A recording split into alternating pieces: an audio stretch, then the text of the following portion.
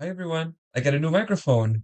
It took too long to arrive, so I recorded most of the dialogue for this video already. I recorded new lines for the parts that were just too horrible. So apologies in advance. Now let's go to the run. Hi everyone, Martin Diamond here with a new challenge run. One of the first comments I ever got was to do an unarmed run. I took some time planning it as some of my rules need to be somewhat modified to make this one work. But here it is. All I know is that the monk demolishes the first and most of the second world, but later plummets in the third one. That begs the question, can I beat Final Fantasy V empty-handed? Here are the rules. No weapons can be used to deal damage. All characters have to be unarmed at all times. Any job can be mastered at any time and all passive abilities are allowed. I normally ban the monk, but today is an exception. Support abilities such as white magic and time magic are fair game, as long as they don't deal damage directly.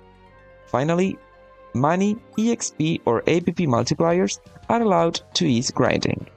Without further ado, let's begin. I unequipped everyone so the punches can start right now. The unarmed formula is made in a way that attacks are as weak as possible, but with an added chance for critical hits. Still, don't get too attached to this formula. We won't be needing it for long. We try to get our hands on the pirate ship. Unsuccessfully. For obvious reasons, we won't be getting inside weapon shots this run. As usual, I practice the piano.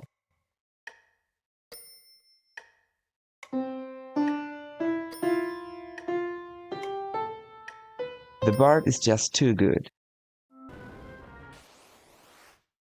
As you can see, the first boss is possible, but unarmed attacks are terrible. Not as terrible as rod attacks, but without crits, the Wing Raptor would have made me reset.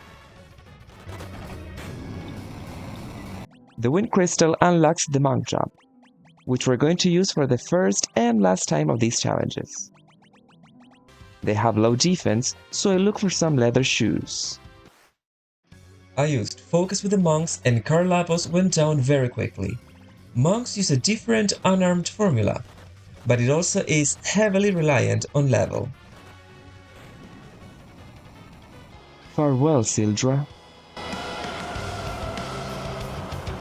I'm sure Siren will not be a problem. It may look like she was fast, but no, the focus attack needs some time to go off. Magisa was easy and Forza was low-key scary. But all in all, the battle was pretty manageable. We may not use weapons, but armor with extra strength are more than welcome. A meteor falling means time to beat elephants.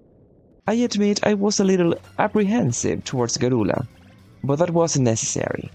I always forget the monk comes with lots of HP. The weather crystal shatters, and with that new job options show up. I'd like to use time mages since Hermes sandals won't be a thing this run.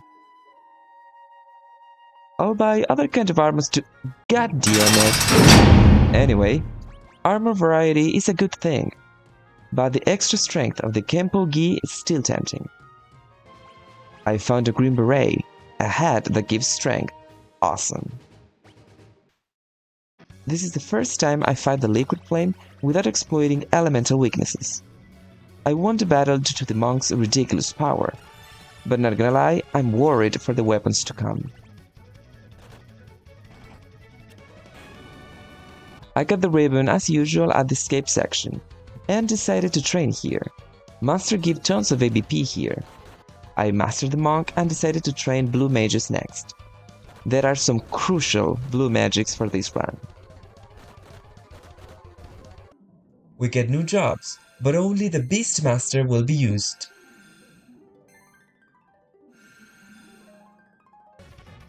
The power of barehanded is enough to take down Ifrit. Since I want to use blue magic, reaching level 2 and getting control will be very important. Here in the library, I can learn Off Guard, which will synergize quite well with my setup. This is a good moment to explain why I banned Monk on my playthroughs. You see, this job is busted. I mean, upon mastering it, you get the highest strength and stamina stat of the game. You also get counterattacks, and very technically, barehanded is a watered-down version of dual wield. So yeah, a ban-worthy job. Poor Bibles over here is a witness of that. As you can see, Maiden Cryle also wanted to throw hands. To the elderly, no less. I buy green berets for everyone. I'll use them for a while. This run we're even punching endangered species. Everyone gets a knuckle sandwich. If you're an animal lover, don't worry. This ship also woke up and chose violence today. Sandworm is next, and it doesn't stand a chance against the punching time mages. I only want them to get to level 5 magic for Hestega. There's no need to master this job. The boss was easily defeated.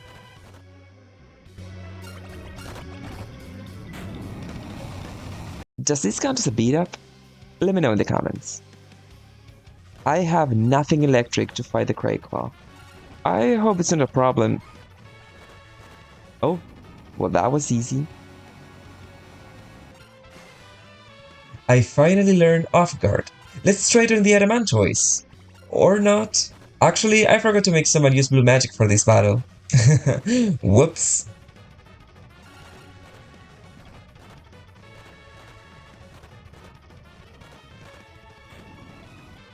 Barehanded loses some effectiveness against enemies in the Flying Ruins. They have high HP and cast Confuse. And trust me, Confuse and Barehanded are not a good combo. I try to defeat the Soul Cannon as fast as I can, because it casts Old, the worst stat for these challenges. Thankfully, only Lena was afflicted, and she's the weakest physically anyways. The cannon soon explodes, and I can continue. Here, please pay attention on how unlucky I got with control. White Wind is extremely useful, so I'm not giving it up. I eventually get it. But that was unnecessarily time-consuming. I'm glad to inform that Arcuavis was not a problem. I must admit, this is the most satisfying boss to kill. Moonflute and damn you Arcuavis. Cool name though. You know the drill. The Earth Crystal shatters, X-Death comes back, King Tycoon dies, Kryl arrives and lives with Galuf. With Romeo's Ballad, the bomb fight is a joke. I like the concept of this battle though. I remember liking it as a teen. I cast Off Guard on Titan and the fight is over in no time.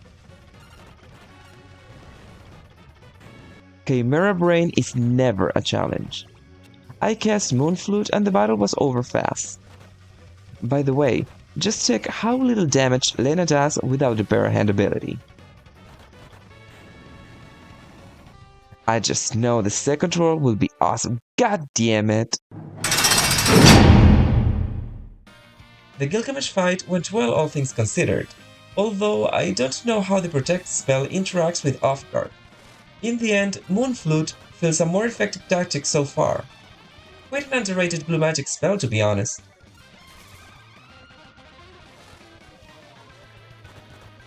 The Tyrannosaur is always difficult. An overall huge increase in difficulty. I always feel tempted to just Phoenix down it. I mean, what is it question mark damage? I'm shocked I didn't lose this fight. At Moogle Village, I only get the Elven Mantle. For no reason in particular. Kryl takes us to Val. We fight the Abductor and master the Ranger. According to the wiki, Barehanded isn't actually inherited by the Freelancer. That's why I have it equipped. Kind of a shame, not gonna lie. Having Focus and Rapid Fire at the same time would be awesome. I buy this extra strength equipment in Call. Now we get the blue magic that will be key in a future fight. Magic Hammer. Just wait and you'll see what I'm talking about. In the Dragon Pods fight, I tested Rapid Fire. I also noticed that I put it instead of the Barehand ability on Bards. Strangely enough, he was doing as much damage as his teammates. How is this possible? The wiki said I had to equip it to make it work. Wait, Hero Forum says it doesn't need to be equipped. The wiki lied to me? Did you know this? Let me know in the comments. Also, like the video, hit the bell, and also share the video. You will be helping me a lot.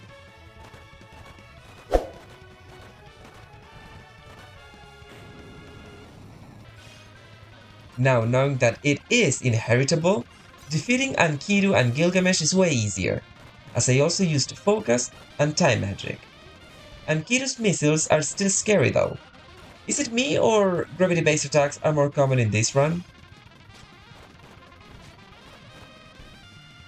In the Atmos Tower, I loot for a reflect ring.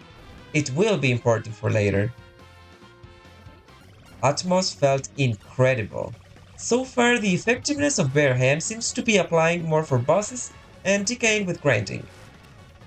On the other hand, off-guard doesn't feel that strong. Maybe it is, but I find it hard to notice. Anyways, Atmos goes down, no problem. Guido gives us the branch and we head to the Forest of Moor. We can finally use level 5 time magic. The crystals were no problem with Moonflute. Overall, an easy battle. Instead of throwing punches, Exted throws Cryle against the walls. That gives Galuf a heart attack. Needless to say, we go back to Exted's castle to avenge him. I have been neglecting Gilgamesh for 2 videos straight. Check last video to understand. This battle is scripted though. Quite long, yet easy as a result. Exted's battle went well. Sadly, it used reverse polarity, which cut my damage output in half. The battle was still manageable though. It's time for the third world, and, allegedly, where barehanded starts to plummet. Bards and Cryle don't like parties, as much as beating one another.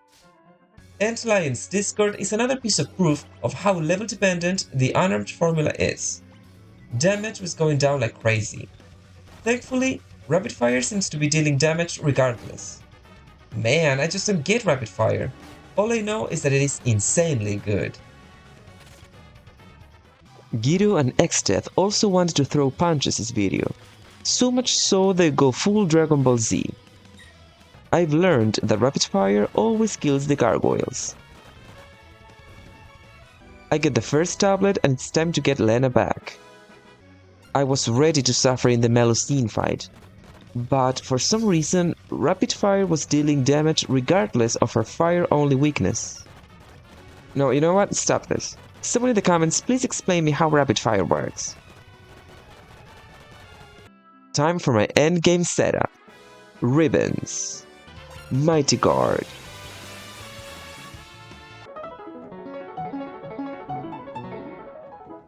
Hero's Rhyme for the Master of the Piano. I know, fighting the Wendigo makes no sense, but I really want to get an accessory that will change the entire game. This battle is boring, but I noticed the more you attack it, the less it attacks you. Fork Tower. The Minotaur is not easy. The unarmed damage is no longer dominant at this point. Hopefully, we will change that very soon. Here you have the reason for the Reflect Ring and the Magic Hammer Blue Magic. The Omniscient.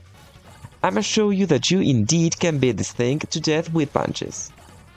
For those who don't know, this boss casts Return if hit by a physical attack, but it needs MP to do that. If I drop its MP to 0 with Magic Hammer, I will be able to punch it to death. Magic Hammer takes 50% of its current HP, so the process is quite long. I couldn't pull it off my first try, but I succeeded by the third attempt. This battle deserves a like and subscribe, don't you think?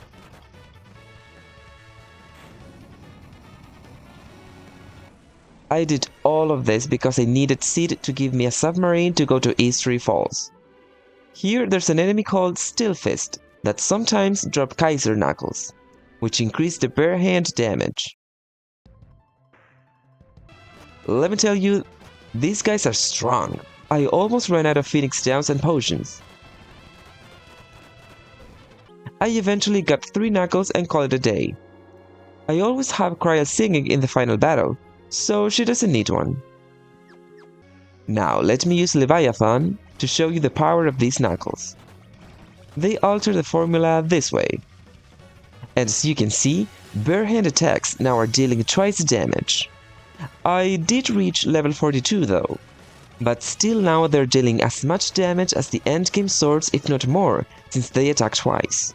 This poor sea monster got beaten to death.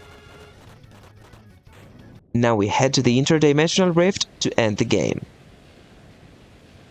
By the way, the last ribbon of the game is in this Call of Hysteria section of the Rift, in this chest here. Speaking of her, she went down in no time. Punches from Fairies and Lena do her in.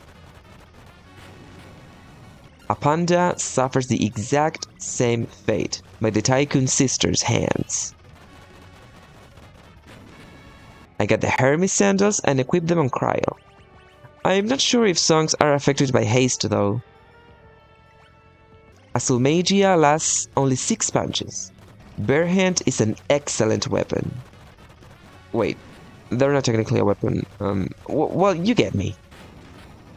Ribbons not only protect us from the frag case, but they also give +5 strength. Halicarnassus didn't have a chance. Unfortunately, in order to survive the tsunamis, I need to equip coral rings instead of the knuckles. This damage confirms how weak Barehand is by the third world. I do believe that the coral rings are a better accessory for this battle altogether. Mark my words, survivability always reigns supreme. I've neglected Gilgamesh the last videos, so let's fight the Necrophobe. It has never occurred to me that this battle is actually kinda long. Enemies can also make use of the back row, so the barriers behind this dude will always last more. I eventually take them down and attack until Gilgamesh shows up. Does that count as a beat up? Final battle. That means usual setup activated. Mighty Guard, Hero's Rhyme, Hastega, and from there rapid fire unless I heal with White Wind. For a couple of videos I've been wondering if the Hero's Rhyme works with auto battle. I feel like the power increase happens a little slowly for my taste. I think I can see a power increment, but it is kinda low. Like, Ferris deals about 900 and later 1k, but Lena is dealing consistent damage. I don't know, kinda weird. Still, the battle is not a problem. Neo Exdeath quickly falls, and that was Final Fantasy V with only bare hands. And knuckles. You got my drift.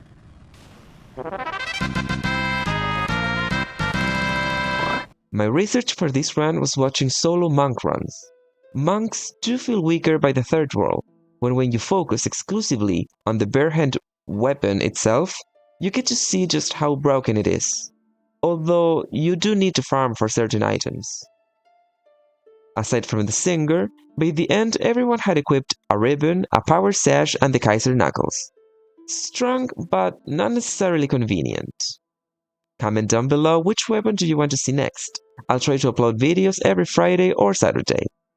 Also like, subscribe, and share the video. Martling Diamond, out.